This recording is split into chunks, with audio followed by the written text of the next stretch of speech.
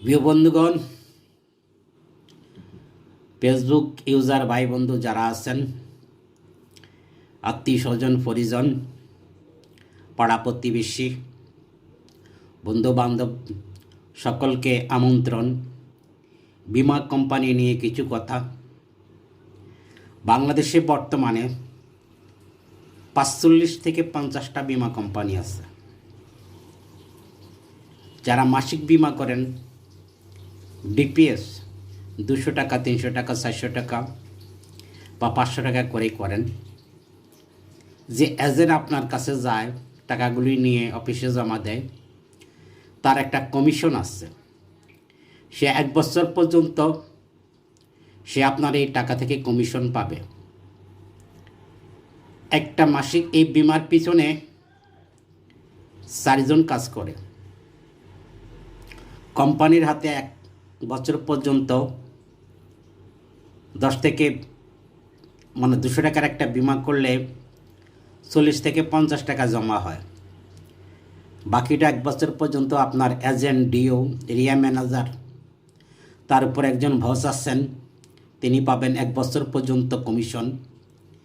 ৭৫ থেকে ৮০% কমিশন পাবেন। তার পরের বছরে পাবেন ৫%।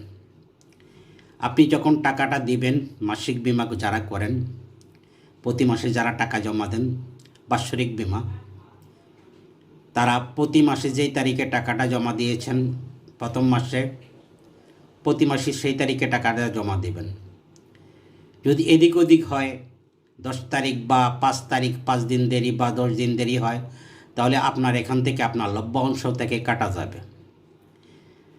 আপনি ১২ বছর মেয়াদে বিমাটা করলে আপনাকে তারা বলে যে আপনি 100% দেবে না।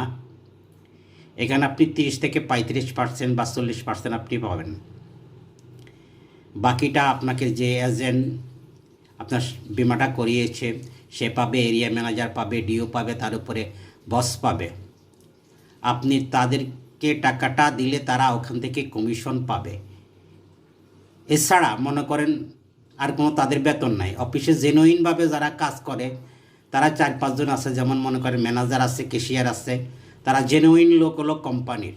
আর যা বাইরের কমিশন হিসাবে কাজ করে, যেমন মনে করেন বাৎসরিক বিমা আছে, আপনি ১২ বছর মেয়াদে করলেন, প্রথম বছর আপনি ১০,০০০ টাকা দিলেন, এই ১০,০০০ টাকা থেকে ৯,০০০ টাকাই চলে যায় মনে করেন আপনার যে কমিশন, যারা এটা করে আর কি, বিমাগুলি করে।